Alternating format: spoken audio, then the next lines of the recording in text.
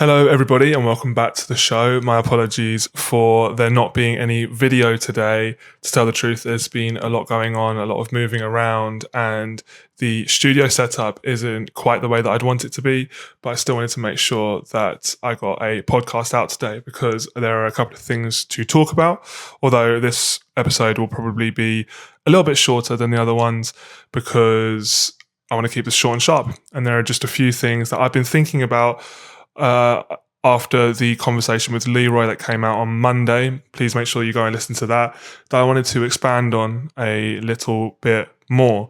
So the first thing is, in the podcast we mentioned this whole idea about going from 0 to 1 rather than from 0 to 10.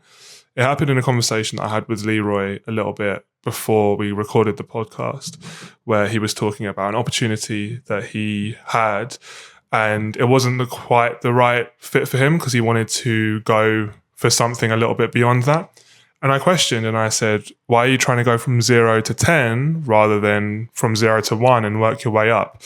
And this is a concept that I got from Peter Thiel, who wrote a book called 0 to 1. And essentially he talks about how real world-changing companies and companies that shake up industries, they all go from 0 to 1, i.e. they create something that hasn't been done before out of nothing. And a lot of startups try to go from 1 to N, i.e. they try to replicate what already exists and do it better or faster or cheaper or for more people or something like that. And whilst I would say that that's necessary, that's not the world-changing company that people claim it would be necessarily.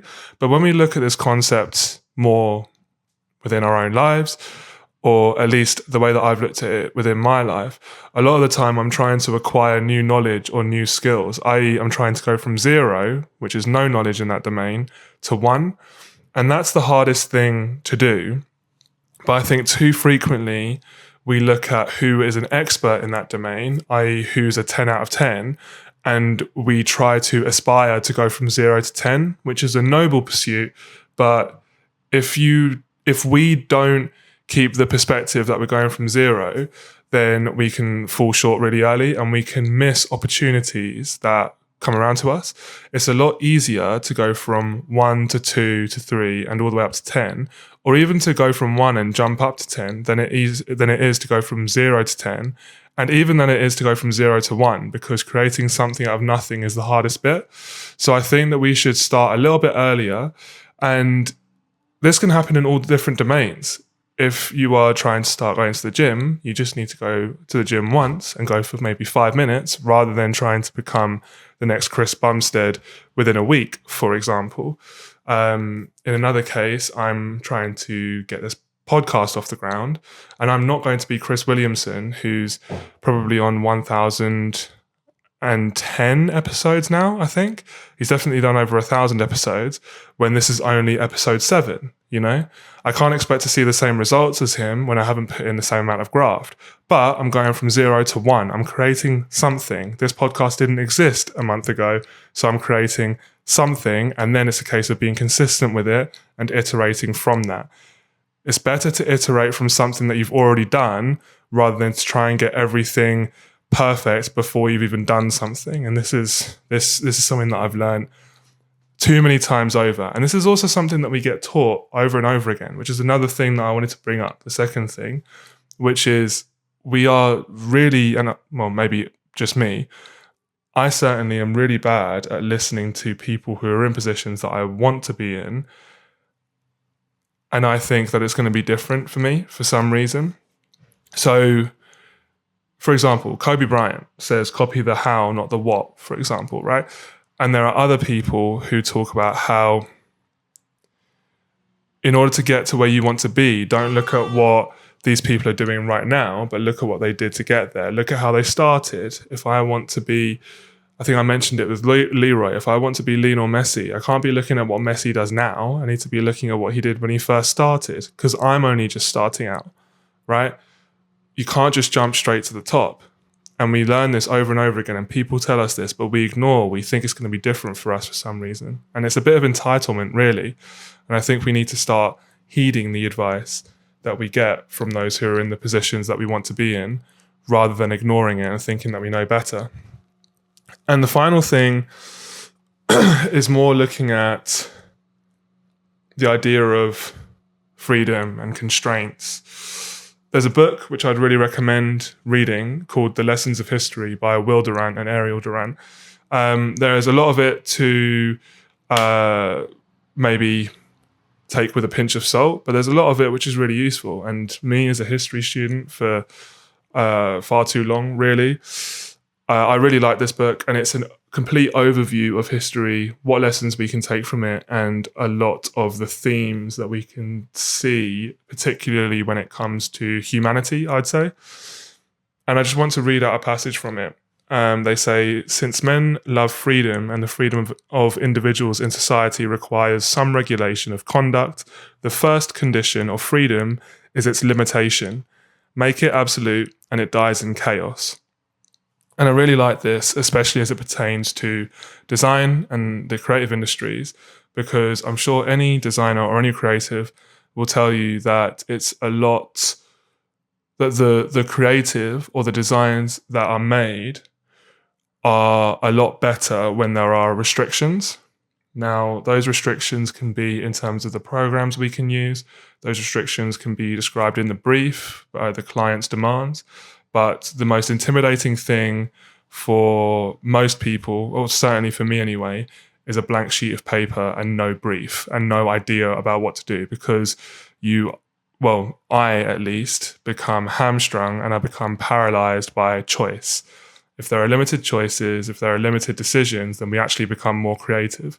The example that I always give in this is, imagine I asked you to paint an autumn day in the park, an autumnal day in the park, right? So you can imagine hues of red and yellow and orange, and it's like a beautiful, warm scene, right? Now imagine me saying that you can only use shades of blue to paint this. How would you give that same feeling, that same autumnal illustration, that same autumnal imagery using only shades of blue? Right? That's a creative issue. That's a problem that would need a creative solution to communicate the correct thing in the right way. But you're limited by your resources. But whatever would come out the other side would inevitably be more creative. So that's just like an example that I give. Within restrictions, generally comes freedom.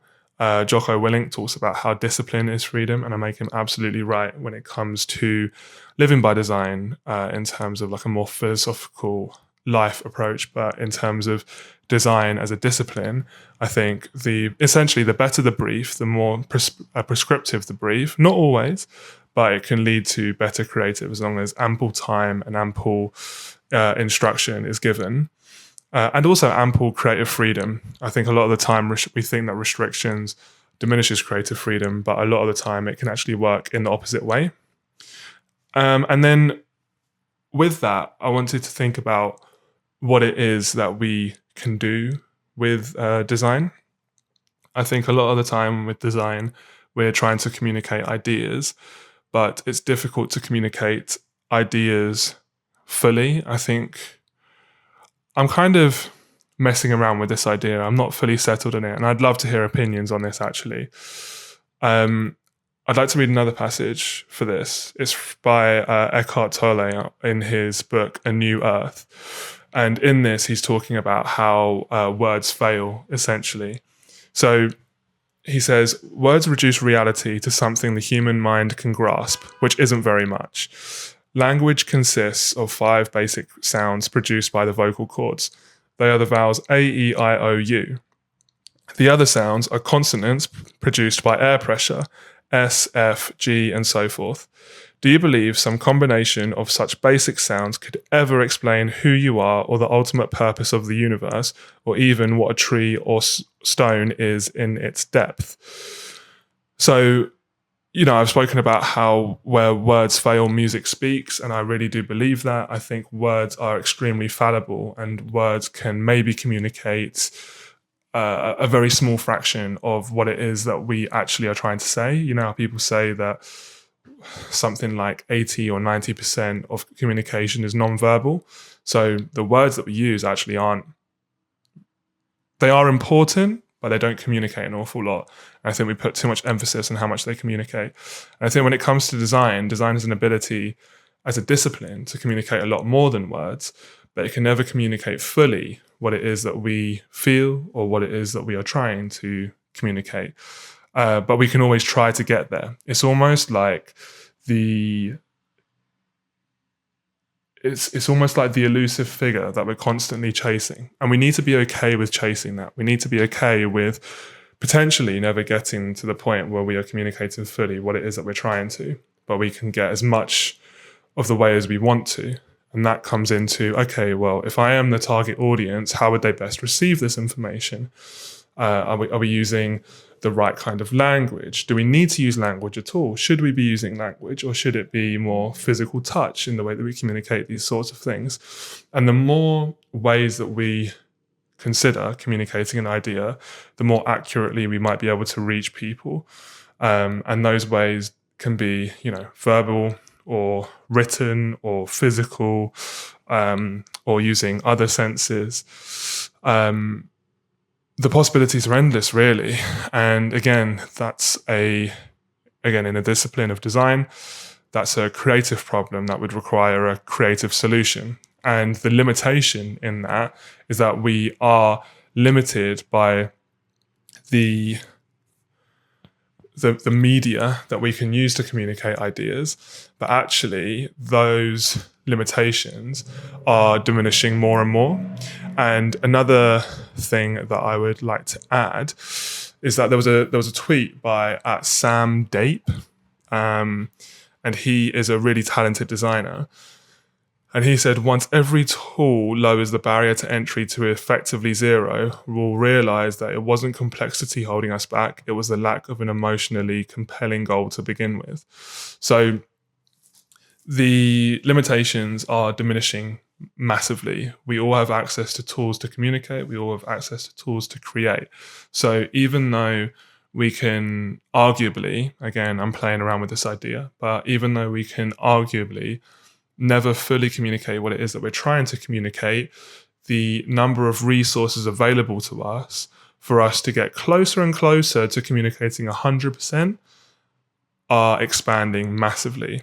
So there are more ways for us to really communicate what it is that we're trying to communicate in the best way, or to really achieve what it is that we're trying to achieve in the best way. Those tools are becoming not only more numerous, but they're becoming more accessible in terms of finances, in terms of, as I say, in terms of the number of resources that there are.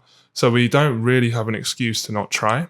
And in my discipline, in my industry in design, there isn't really a reason for us to not try to communicate better with more media and in more ways than what we might be doing typically or more traditionally. So anyway, that was a 13-minute rant or so about just some different ideas that I've been playing with. I'd love to hear your ideas about what it is that I've been saying, or anything else, or anything that you'd like to hear going forward. And as always, appreciate you very much for listening. Apologies again for the lack of video. I'm hoping that by Saturday's podcast, we should be fine, but certainly by next week's podcast, we should be back with videos. But thank you for your patience with me. Appreciate all the support so far. And I hope you have a great rest of your day and indeed rest of your week. Thank you for listening.